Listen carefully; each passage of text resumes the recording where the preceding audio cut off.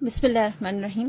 میں تھوڑا سا مقدمہ بتاتی چلوں کہ شیطان جو ہے در حقیقت وہ جیسے سب جانتے ہیں کہ وہ اللہ کی ایک اچھی مخلوق تھا، اور پھر اس کے بعد جب اسے کہا گیا سجدہ کرنے کے لیے اور ساری بات ہوئی تو اس سے گناہ ہوا اور اسے نکالا گیا۔ جب اسے نکالا گیا تو اس نے پروردگار عالم سے یہ کہا کہ اے پروردگار، میں تیری سلطنت سے نکلتا ہوں، یعنی جنت سے نکلتا ہوں، لیکن جب میں تیری جنت سے نکلتا ہوں اور میں اطراف میں نظر کرتا ہوں، آگے پیچھے دیکھتا ہوں، تو مجھے کہیں پر بھی تیرے سوا کچھ نظر نہیں آتا۔ اگر زمین بھی ہے تو تیری ہے، اب میں جاؤں تو کہاں جاؤں؟ تو اس وقت اس نے سب سے پہلے مکان کا سوال کیا کہ میں رہوں گا کہاں پہ؟ تو کہا یہ گیا، جواب یہ آیا کہ جس جگہ پر بھی گناہ ہوگا وہ تیرا مکان ہوگا۔ تو اس نے کہا اچھا میرے لیے خوراک کیا ہوگی، میں کھاؤں گا کیا؟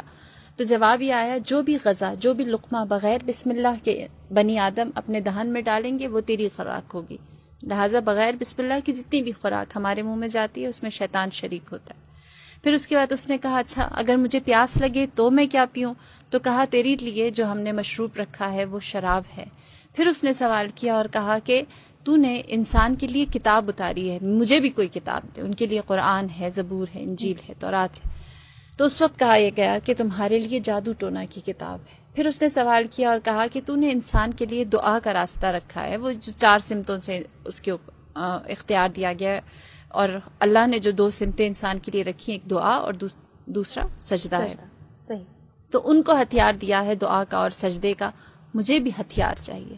تو اس وقت یہ جواب دیا گیا کہ تمہارے لیے سب سے زیادہ مضبوط ہتھیار عورت ہے، جس کے ذریعے تم انسان کو، بنی آدم کو، اولاد آدم کو گمراہ کر سکو گے۔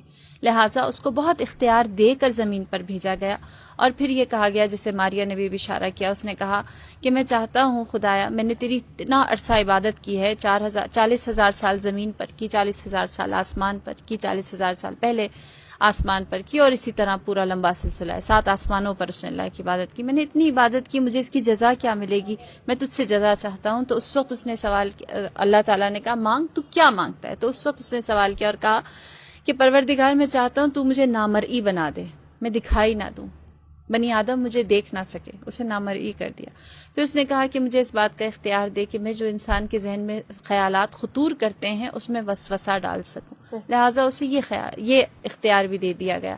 پھر اس نے کہا کہ پروردگار مجھے یہ اختیار دے کہ میں انسان کے خون میں روان ہو جاؤں۔ بس اس سے کہا گیا تیرے اعمال کی جزا یہ ہے کہ انسان کے خون میں رواں ہو جائے۔ پھر اس کے بعد اس نے سوال کیا اور کہا کہ مجھے آخری اختیار یہ چاہیے کہ انسان کے اوپر جب قبض روح کی جائے گی اس وقت مجھے اجازت دے کہ میں وقت آخر انسان کی قبض روح کے وقت اس پر آؤں اور اس سے وہ چیز منواؤں جو میں منوانا چاہتا ہوں۔ لہٰذا شیطان کو یہ اختیار بھی دیا گیا۔ رہی بات کہ کیوں یہ اختیار دیا گیا، وہ عبادت جو اس نے اتنا عرصہ اللہ کی تھی اس کی جزا کے طور